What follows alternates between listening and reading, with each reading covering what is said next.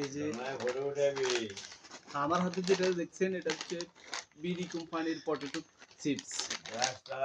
আজকে দেখছেন আলুর কেজি মাত্র 12 টাকা, কিন্তু আজকে আমরা চিপটা টেস্ট করব। এখানে শুধু কি আলু বেশি দিছে না হাওয়া বেশি দিছে? আজকাল আলুর কেজি 12 টাকা, চিপস কেন এত কম থাকবে? কত গ্রাম আমরা দেখতেছি, দেখেন এই যে কয় পিস চিপস আছে দেখেন। আইরে এই যে দেখেন এই চিপগুলোর দাম 10 টাকা।